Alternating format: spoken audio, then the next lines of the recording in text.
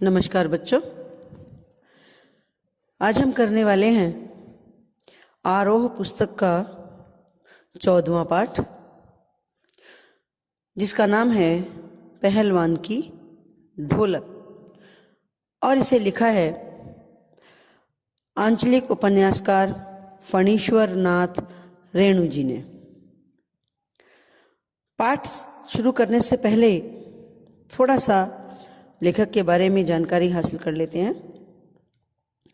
फणीश्वर नाथ रेणु का जन्म 4 मार्च सन 1921 में औराही हिंगना गांव में जिला पूर्णिया बिहार प्रदेश में हुआ था और इनका निधन हुआ 11 अप्रैल 1977 में पटना में। फणीश्वर नाथ रेणु ने मैला आंचल पहला आंचलिक उपन्यास लिखा, जो हिंदी साहित्य में सबसे पहला आंचलिक उपन्यास के रूप में जाना जाता है। यानी यूं कहें कि आंचलिक उपन्यासों की जो श्रेणी है वो इसी उपन्यास के साथ ही शुरू हुई थी। इससे पहले बहुत सारे उपन्यास लिखे गए हैं, लेकिन उन उपन्यासों में जो कथाकार हैं, जो घटनाएं हैं, जो परिस्थितियां हैं, वो शहरी रही हैं। पहली बार हुआ है कि किसी लेखक ने किसी अंचल प्रदेश, किसी छोटे से गांव की घटना और वहां के पात्रों को लोगों से जोड़ने की कोशिश की है। एक अंचल प्रदेश की जो समस्याएं हैं उनको समाज के सामने लाने और समाज से उन्हें जोड़ने का प्रयास किया है। फणीश्वर नाथ रेणु ऐसे ही एक लेखक हुए हैं। 1954 में उनका लिखा ये उपन्यास प्रकाशित हुआ और हिंदी साहित्य में आंचलिक उपन्यासों की एक नई परंपरा का सूत्रपात भी हुआ। जहां तक इनके लिखी ये कहानी पहलवान की ढोलक, ये कहानी है, और अपने स्वभाव के अनुसार फणीश्वर नाथ रेणु ने इस कहानी में भी एक छोटे से गांव के एक कलाकार की परिस्थितियों का वर्णन किया है। समाज में सत्ता परिवर्तन होने पर क्या क्या बदलाव आते हैं, कैसे नियम बदलते हैं, कैसे लोगों की जिंदगियां बदल जाती हैं, ये सब इस पाठ के माध्यम से लेखक ने बताने का प्रयास किया है। तो चलिए शुरू करते हैं पाठ पहलवान की ढोलक। जाड़े का दिन, अमावस्या की रात, ठंडी और काली। मलेरिया और हैजे से पीड़ित गांव भयार्त शिशु की तरह थर थर कांप रहा था। भयार्त का मतलब होता है भय से पीड़ित, दुखी। तो क्या कहना चाहते हैं कि जाड़े के दिन है और अंधकार छाया हुआ है क्योंकि अमावस्या की रात है। गांव में मलेरिया फैला है, हैजे की महामारी फैली है और पूरा गांव एक डरे हुए बच्चे की तरह डर से और दुख से कांप रहा है। पुरानी और उजड़ी बांस फूस की झोपड़ियों में अंधकार और सन्नाटे का सम्मिलित साम्राज्य सब तरफ छाया हुआ है। क्योंकि गांव है और गांव में टूटी फूटी घास फूस की झोपड़ियां हैं जो अंधकार से तो घिरी हैं, और दूसरा सन्नाटा छाया है, दुख का, मौत का, खामोशी छाई है। सब तरफ केवल अंधेरा है और निस्तब्धता का मतलब होता है सुनसान। एक ऐसी शांति जिसे हम कहते हैं डरा देने वाली शांति सब तरफ छाई हुई है। अंधेरी रात चुपचाप आंसू बहा रही थी। निस्तब्धता करुण सिसकियों और आहों को बलपूर्वक अपने हृदय में ही दबाने की चेष्टा कर रही थी। मतलब अंधेरी रात है, लोग पीड़ित हैं, दुखी हैं, अपनों के जाने का गम है, और सामने जो दम तोड़ रहा है उसका दुख में लोग चुपचाप आंसू बहा रहे हैं। खामोशी है, सब अपने दुख में रोने की जो आवाज है उसको भी दबाने की चेष्टा कर रहे हैं। आसमान में तारे चमक रहे थे, लेकिन पृथ्वी पर कहीं भी प्रकाश का नाम नहीं था। आकाश से टूटकर यदि कोई भावुक तारा पृथ्वी पर जाना भी चाहता तो उसकी ज्योति और शक्ति रास्ते में ही शेष हो जाती, खत्म हो जाती थी। अन्य तारे उसकी भावुकता और असफलता पर खिलखिलाकर हंस पड़ते थे। क्या कहना चाहते हैं लेखक? वास्तव में ये तारे का टूटना, धरती तक न पहुंचना और लोगों का उस तारे को की असफलता पर हंसना, ये सारी घटना के माध्यम से लेखक हमें समझाना चाहता है कि अगर कोई समर्थवान व्यक्ति किसी के दुख तकलीफ को दूर करने की कोशिश भी करता और असफल हो जाता, तो समाज के और दूसरे जो व्यक्ति हैं, जो समर्थवान व्यक्ति हैं, वो उसकी असफलता पर, उसकी इस बेवकूफी पर हंसते थे, उसका मजाक उड़ाते थे। सियारों का क्रंदन और पेचक की डरावनी आवाज कभी कभी निस्तब्धता को अवश्य भंग कर देती, क्योंकि महामारी फैली हुई है, हर दिन अनगिनत लोगों की मौत हो रही है, इतने लोग, अधिक संख्या में गरीबों का निधन हो रहा है, मृत्यु हो रही है कि लोगों के पास अंतिम संस्कार करने तक के न पैसे हैं न समय है, तो वे लोग नदी में ही शवों को बहा कर आ रहे हैं। और ऐसे में सियार वगैरह जो हैं, जो मांस खाने वाले जानवर हैं, वो वहां पर रात भर चिल्लाते हैं, और उनकी चिल्लाने की जो आवाजें हैं वो वातावरण को और भयावह बना रही हैं। गांव की झोपड़ियों से कराहने और कै करने की आवाज आती है। या तो झोपड़ियों से रात में आवाज आ रही है, जो लोग पीड़ित हैं, हैजे से, मलेरिया से जो पीड़ित हैं वो कराह रहे हैं या उल्टियां कर रहे हैं, कै करने की आवाजें हर झोपड़ी से आ रही है। हरे राम, हे भगवान की टेर, यानी बार बार ये शब्द सुनाई दे रहे हैं। बच्चे भी कभी कभी निर्बल कंठों से माँ माँ पुकार कर रो पड़ते हैं। रात में इस तरह की आवाज आ रही है, कभी बच्चों की आवाज आ रही है, माँ माँ माँ कह करके वो रो रहे हैं, कहीं पर हे भगवान, हे राम, इस तरह की दर्द भरी आवाजें सुनाई दे रही हैं। पर इससे रात्रि की निस्तब्धता में विशेष बाधा नहीं पड़ती। रात शांत है, लेकिन बीच बीच में इस तरह की आवाजें उस सन्नाटे को कुछ पल के लिए खत्म तो करती हैं, पर हमेशा के लिए उस सन्नाटे को तोड़ नहीं पाती। कुत्तों में तो परिस्थिति को ताड़ने मतलब समझने की एक विशेष बुद्धि होती है। सब जानते हैं कि कुत्ते परिस्थितियों को बहुत पहले ही समझ जाते हैं और उसके अनुसार वो व्यवहार भी करते हैं। वे भी दिन भर राख के घूरों पर गठरी की तरह सुकड़कर मन मारकर पड़े रहते हैं, क्योंकि कुत्तों को आने वाली परिस्थितियों का एहसास है। इसलिए वे भी निराश और दुखी होकर राख की जो ढेरियां पड़ी हैं सुकड़कर बैठे हैं, भूख नहीं रहे हैं। संध्या या गंभीर रात्रि को सब मिलकर रोते हैं। दिन भर वो यूं गुमसुम से पड़े रहते हैं और रात होने पर सब मिलकर के एक साथ रोते हैं। आप अच्छी तरह जानते हो, कुत्ते का रोना किसी अपशगुन का संकेत करता है। यानी ऐसा माना जाता है कि यमराज के आने का अंदेशा कुत्तों को हो जाता है और वो एक साथ मिलकर के रोते हैं, यानी लोगों को ये आगाह करते हैं कि यमराज इधर आ रहा है, यानी किसी की मृत्यु होने का अंदेशा कुत्तों को पहले ही लग जाता है और ये संकेत वो हमें इकट्ठे मिलकर रो करके देना चाहते हैं। और वहाँ भी दिन भर में मायूस से कुत्ते जगह जगह राख की ढेरियों पर बैठे हैं, लेकिन रात होते ही मिलकर के वो रोने लगते हैं। रात्रि अपनी भीषणताओं के साथ चलती रहती और उसकी सारी भीषणता को ताल ठोक कर ललकारती रहती थी सिर्फ पहलवान की ढोलक।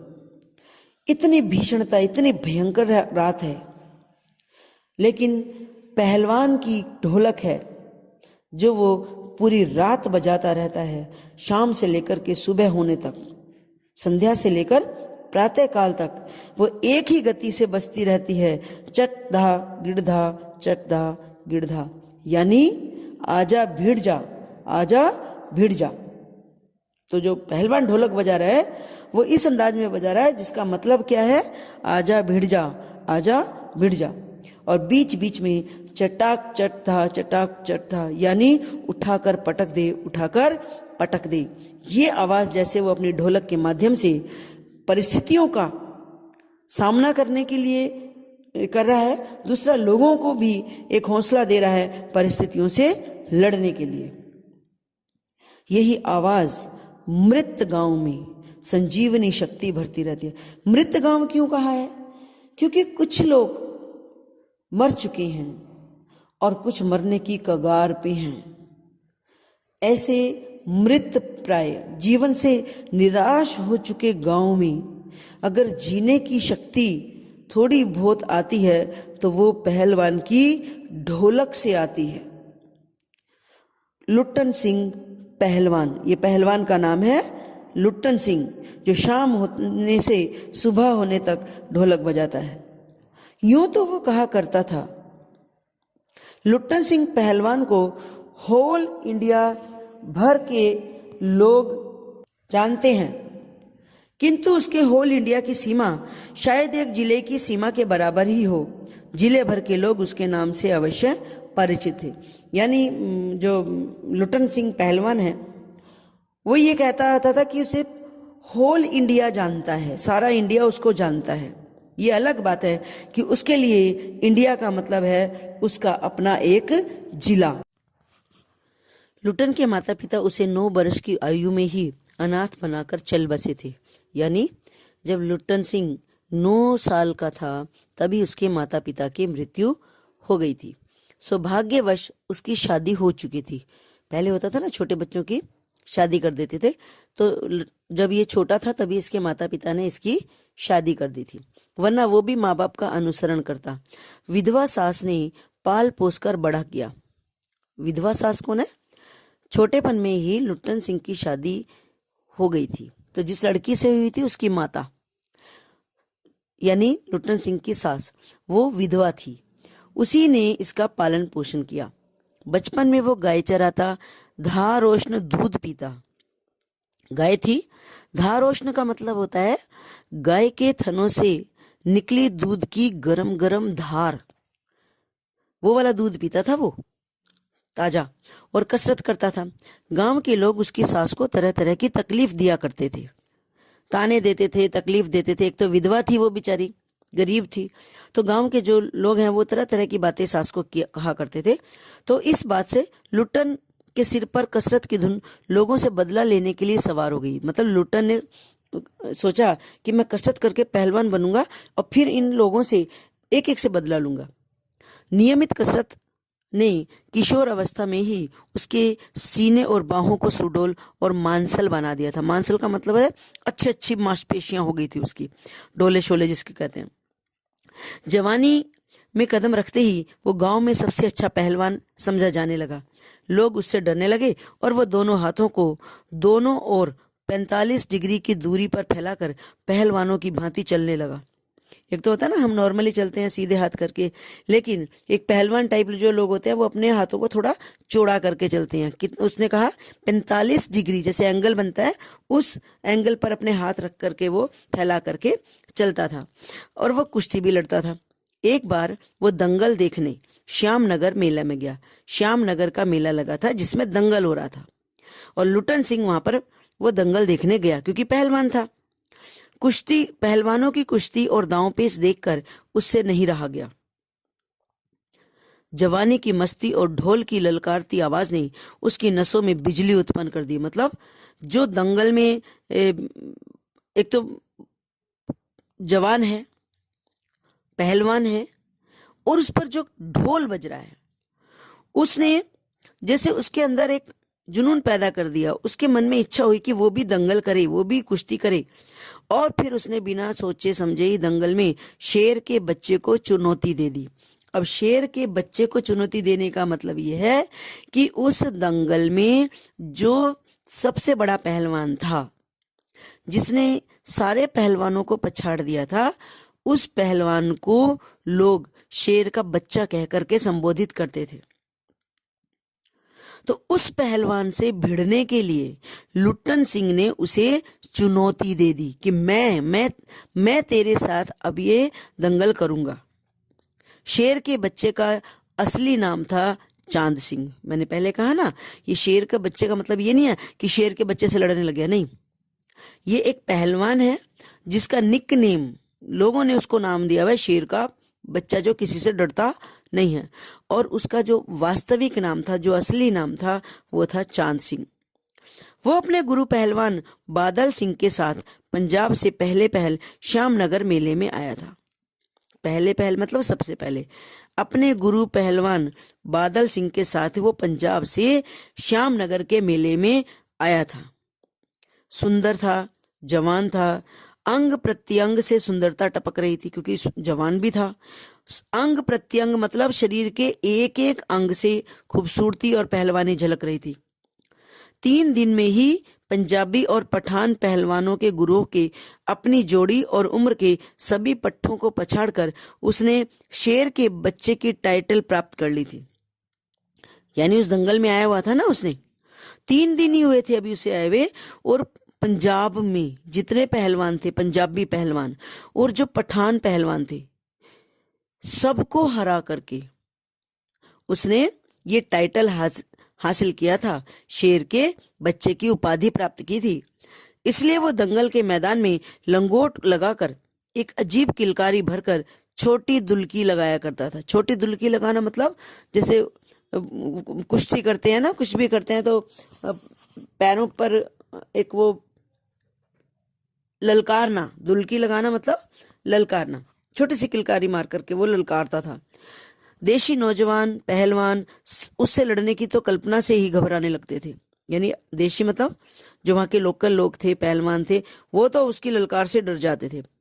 अपनी टाइटल को, अपने इस जो उसको नाम मिला है, इसको वो सत्य प्रमाणित करने के लिए चांद सिंह बीच बीच में दहाड़ता भी रहता था।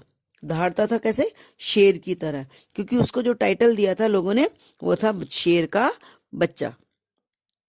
श्यामनगर के दंगल और शिकार प्रिय वृद्ध राजा साहब उसे दरबार में रखने की बातें कर ही रहे थे कि लुट्टन ने शेर के बच्चे को चुनौती दे दी। अब क्योंकि दंगल श्यामनगर में हो रहा है, और जब वहां का बुजुर्ग वृद्ध राजा है, तो उसने उस राजा को शिकार भी करना बहुत प्रिय है, दंगल भी बहुत प्रिय है। तो अभी उसकी जीत को देख करके, उसकी पहलवानी को देख करके अभी जो राजा साहब हैं वो सोच रहे हैं कि क्यों ना इस शेर के बच्चे को अपने दरबार में ही रख ले। कि तभी लुट्टन ने शेर के बच्चे को चुनौती दे दी, यानी पहलवानी के लिए ललकार दिया। सम्मान प्राप्त चांद सिंह पहले तो किंचित मतलब कुछ उसकी स्पर्धा पर मुस्कुराया। मतलब एक पल के लिए तो उसको देख करके, लुट्टन सिंह को देख करके मुस्कुराया कि ये क्या बेवकूफों वाली हरकतें कर रहा है, और फिर बाज की तरह उस पर टूट पड़ा। शांत दर्शकों की भीड़ में खलबली मच गई। जो भीड़ शांत थी, क्योंकि लुट्टन सिंह ने जैसे ही उसको ललकारा, जितने लोग खड़े थे सबके सब हक्के बक्के रह गए। अचानक से जब शेर के बच्चे ने उसको दबाया, कंट्रोल किया, तो शांत दर्शकों की भीड़ में खलबली मच गई। बोले, पागल है पागल, मरा है, मरा मरा मरा, इस तरह की बातें जो लोग हैं कुश्ती देख रहे हैं वो बोल रहे हैं। पर वाह रे बहादुर, लुट्टन बड़ी सफाई से आक्रमण को संभाल कर निकल कर उठ खड़ा हुआ और पैंतरा दिखाने लगा। पैंतरा समझते हो, अपना स्टाइल, कुश्ती के कुछ नियम होते हैं, कुछ तरीके होते हैं, वो अपना स्टाइल दिखा रहा है। राजा साहब ने कुश्ती बंद करवा दी और लुट्टन को अपने पास बुलाया और उसको कहा, समझाया उसको कि उसकी उसकी प्रशंसा की, उसको समझाया कि ये बच्चों का खेल नहीं है। उसकी बहादुरी की, हिम्मत की दाद भी दी, प्रशंसा की और उसको 10 रुपए का नोट देकर कहा, जाओ मेला देखकर अपने घर लौट जाओ। लुट्टन सिंह बोला, नहीं सरकार, लड़ेंगे, हुक्म हो सरकार, मतलब कि आप मुझे अनुमति दीजिए। तो राजा बोले, तुम पागल हो, जाओ। इधर मैनेजर साहब से लेकर सिपाहियों तक ने उसको धमकाया, लुट्टन सिंह को धमका रहे हैं। सब बोल रहे हैं देह में गोश्त नहीं है, गोश्त कहते हैं मांस को, क्योंकि एक हट्टा कट्टा शरीर बनाने के लिए, मांस वाला शरीर बनाने के लिए, एक मसल्स बनाने के लिए बहुत बढ़िया भोजन चाहिए, क्योंकि उसकी सास कितना कमाती होगी, तो साधारण खाना मिलता है, इसलिए वो उसको कह रहे हैं, क्योंकि वो पहलवान बेशक है लेकिन कमजोर है। तो बोल रहे हैं तुम्हारे शरीर में मांस तो है नहीं, लड़ने चला है शेर के बच्चे से। सरकार इतना समझा रहे हैं, समझ में नहीं आ रहा तेरे। तब लुट्टन सिंह बोला, दुहाई हो सरकार, पत्थर पर माथा पटक कर मर जाऊंगा, आप हुक्म दीजिए मुझे। और वो हाथ जोड़कर राजा साहब के सामने गिड़गिड़ाता रहा। भीड़ अधीर हो रही थी, अधीर माने व्याकुल हो रही थी। बाजे बंद हो गए, जितने बाजे ढोल बजे बज रहे थे सब बंद हो गए। पंजाबी पहलवानों की जमात क्रोध से पागल होकर लुट्टन पर गालियों की बौछार कर रही थी। क्यों? ये कौन था? ये जो शेर का बच्चा जो पहलवान है चांद सिंह, ये पंजाबी पहलवान के गिरोह का पहलवान था। और क्योंकि लुट्टन सिंह ने उसे चुनौती दी है, इसलिए वो इस पहलवान को रोकने की कोशिश कर रहे हैं। इसलिए जो पंजाबी पहलवानों की जो जमात थी, उन्होंने लुट्टन पर गालियों की बौछारें करनी शुरू कर दी, बुरा भला कहना शुरू कर दिया। दर्शकों की मंडली भी उत्तेजित हो रही थी। कोई कोई तो लुट्टन के पक्ष में चिल्ला रहा था, भी नहीं, मौका देना चाहिए, मौका देना चाहिए, है ना, और कह रहे थे भी उसे भी लड़ने दिया जाए। अकेला चांद सिंह मैदान में खड़ा व्यर्थ ही मुस्काने की चेष्टा कर रहा था। पहली पकड़ में ही अपने प्रतिद्वंद्वी की शक्ति का अंदाजा उसे मिल गया था, क्योंकि एक पकड़, एक कुश्ती वो इसके साथ कर चुका है और शेर का बच्चा यानी चांद सिंह ये समझ चुका है कि इस पहलवान को हराना इतना आसान नहीं है। इसलिए मैदान में खड़ा होकर वो व्यर्थ की मुस्कुराने की कोशिश कर रहा है। विवश होकर राजा साहब ने आज्ञा दे दी, कहा इसे लड़ने दो। बाजे फिर से बजने लगे। दर्शकों में फिर उत्तेजना फैल गई, कोलाहल फिर बढ़ गया, शोर चारों तरफ हो गया। मेले के दुकानदार भी दुकान बंद करके दौड़े दौड़े आए। चांद सिंह की जोड़ी चांद की कुश्ती हो रही है, यानी दो पहलवान, चांद सिंह जैसा ही पहलवान है, उनकी कुश्ती हो रही है। ये सोच करके दुकानदार अपनी दुकानें बंद कर करके उस दंगल को देखने के लिए आ गए। चट धा गिड़धा, चट धा गिड़धा, ढोलक ढोलक बज रही है। भरी आवाज में एक ढोल जो अब तक चुप था जोर जोर से बजने लगा। ढक दीना ढक दीना ढक ढिना, अर्थात वाह पट्टे वाह पट्टे वाह पट्टे, क्योंकि ढोल की जो थाप है वो भी शब्द बोलती है। अब ये जो लुट्टन सिंह है, ये ढोलक पर पड़ने वाली थाप को अपने अनुमान से, अपने अंदाज से शब्दों में बदल लेता है। तो जैसे ढक दिना ढक दिना ढक दिना बज रही है ढोलक, तो लुट्टन सिंह को क्या सुनाई दे रहा है? वाह पट्टे, जैसे लोग उसकी तारीफ कर रहे हैं। और फिर लुट्टन को चांद ने कसकर दबा लिया। भीड़ खड़ी थी, बोली अरे गया गया गया। दर्शकों ने तालियां बजाई। अब हलवा हो जाएगा, हलवा। हंसी खेल नहीं है, शेर का बच्चा है बच्चू, इसके पंजे से बचना किसी के बस की बात नहीं है। ये कौन बोल रहा है? ये वहां पर खड़े हुए लोग बोल रहे हैं। कब बोल रहे हैं? जब शेर के बच्चे यानी चांद सिंह ने लुट्टन को अपने पंजे में दबा लिया है। चट गिड़धा चट गिड़धा चट गिड़धा। अब ढोलक पर फिर थाप पड़ रही है और लुट्टन सिंह को वो क्या लग रहा है, क्या कह रही है ढोलक? मत डरना मत डरना मत डरना। बस जैसे उसको ये समझ में आता है उसका हौसला बढ़ जाता है। लुट्टन की गर्दन पर केहूनी डालकर चांद उसे चित्त करने की कोशिश कर रहा था। वहीं दफना दे बहादुर, बादल सिंह अपने शिष्य को उत्साहित कर रहा था। ये चांद सिंह का गुरु है बादल सिंह, और वो अपने शिष्य को उत्साहित कर रहा है, उसको मोटिवेट कर रहा है, उसका हौसला बढ़ा रहा है। कह रहा है इसको वहीं दफना दे, यानी इसको वहीं मार डाल। लुट्टन की आंखें भी बाहर निकल रही थी, उसकी छाती भी फटने फटने को हो रही थी। राजमत बहुमत चांद के पक्ष में था। राजमत मतलब राजा और महल के लोगों का, मंत्रियों का पूरा मत, वो भी सब चांद सिंह के पक्ष में थी। वहां जो जनता खड़ी थी उसमें ज्यादातर लोग, बहुमत मतलब बहुत सारे लोग, वो भी चांद के पक्ष में थे। सभी चांद को शाबाशी दे रहे थे। लुट्टन के पक्ष में केवल ढोल की आवाज थी, जिसकी ताल पर वो अपनी शक्ति और दांव पेच की परीक्षा ले रहा था, और उस ढोल की आवाज को सुन सुन करके वो अपनी शक्ति को बढ़ा रहा था।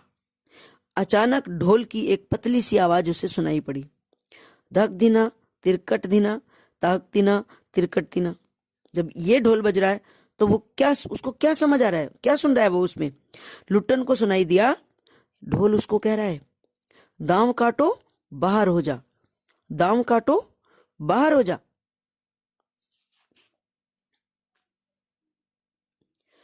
लोगों के आश्चर्य की सीमा नहीं रही। लुट्टन दांव काट कर बाहर निकला और तुरंत लपक कर उसने चांद की गर्दन पकड़ ली। वाह रे मिट्टी के शेर, अच्छा बाहर निकल आया, इसलिए तो जनमत बदल रहा था। अब जैसे जैसे लुट्टन सिंह का पलड़ा भारी होने लगा तो वहां जो खड़े लोग हैं अब लुट्टन सिंह के साथ हो गए। मोटी और भोंडी आवाज वाला ढोल फिर बज उठा। चटाक चट धा चटाक चट धा। लुट्टन सिंह को सुनाई दे रहा है उठा पटक दे, उठा पटक दे। और लुट्टन ने चालाकी से दांव और जोर लगाकर चांद को जमीन पर दे मारा। धीना धीना दिक धीना। इसका मतलब क्या समझ रहा है वो? जैसे ही ढोल पर ये थाप पड़ती है, धीना धीना दिक धीना, उसे लग रहा है क्या कह रहा है ढोल? चित करो चित करो। और लुट्टन ने अंतिम जोर लगाया और चांद सिंह चारों खाने चित्त हो गया। धा गिड़ गिड़ धा गिड़ गिड़ धा गिड़ गिड़। जब थाप बज रही है ढोलक पर तो लुट्टन सिंह को सुनाई दे रहा है, क्या कह रही है ढोलक? वाह बहादुर वाह बहादुर वाह बहादुर। जनता ये स्थिर नहीं कर सकी कि किसकी जय ध्वनि की जाए। जनता ये सोच ही नहीं पाई, वहां जो खड़े हैं लोग वो ये समझ ही नहीं पाए कि वो किसकी जय बोले, शेर के बच्चे की जय बोले या इसकी। फलस्वरूप अपनी अपनी इच्छा अनुसार किसी ने माँ दुर्गा की, महावीर की जय, महावीर मतलब बजरंग बली, किसी ने माँ दुर्गा की जय कहा, किसी ने बजरंग बली की जय कहा, तो कुछ ने राजा श्यामानंद की जय कहा, और अंत में सम्मिलित जय से आकाश गूंज उठा। सम्मिलित जय मतलब सबने मिलकर के एक आवाज में कहा जय। विजयी लुट्टन कूदता फांदता ताल ठोंकता सबसे पहले बाजे वालों की ओर दौड़ा और ढोलों को श्रद्धा पूर्वक प्रणाम किया, क्योंकि जीत चुका है लुट्टन। सीधा गया ढोल वाले के पास, ढोल को उसने प्रणाम किया और फिर दौड़कर राजा साहब को गोद में उठा लिया। राजा साहब के कीमती कपड़े मिट्टी में सन गए। मैनेजर साहब ने आपत्ति की, हाँ अरे अरे अरे, किंतु राजा साहब ने स्वयं लुट्टन सिंह को अपनी छाती से लगाया और गदगद होकर कहा, खुश होकर के कहा, जीते रहो बहादुर, तुमने मिट्टी की लाज रख ली है। क्यों कह रहा है वो? क्योंकि राजा भी तो श्यामनगर का था, लुट्टन भी श्यामनगर का है, और श्यामनगर के पहलवान ने पंजाब के चांद सिंह को हरा दिया। इस बात से राजा बहुत खुश है और इसलिए उसने उसे प्रसन्नता पूर्वक अपने सीने से लगाया और कहा, जीते रहो बहादुर, तुमने मिट्टी की लाज रख ली है। पंजाबी पहलवानों की जमात चांद सिंह की आंखें पोंछ रही थी। जो पंजाबी पहलवान थे वो बेचारे, चांद सिंह रो रहा था, परेशान था, उसके आंसू पोंछ रहे थे। लुट्टन को राजा साहब ने पुरस्कृत नहीं किया, अपने दरबार में सदा सदा के लिए रख लिया। कोई पुरस्कार नहीं दिया राजा साहब ने उसको, हाँ, लेकिन एक घोषणा कर दी कि अब से ये राजसी पहलवान हो गया है। उसे दरबार में दरबारी पहलवान हो गया वो। तब से लुट्टन राज पहलवान हो गया और राजा साहब उसे लुट्टन सिंह कहकर ही पुकारने लगे। राज पंडितों ने मुंह बिचकाया। जो राज पंडित कौन से, जो महल में पंडित वगैरह थे, वो मुंह बिचकाने लगे। टेढ़ा मुंह करके, मतलब उसका एक ईर्ष्या सी कर रहे हैं।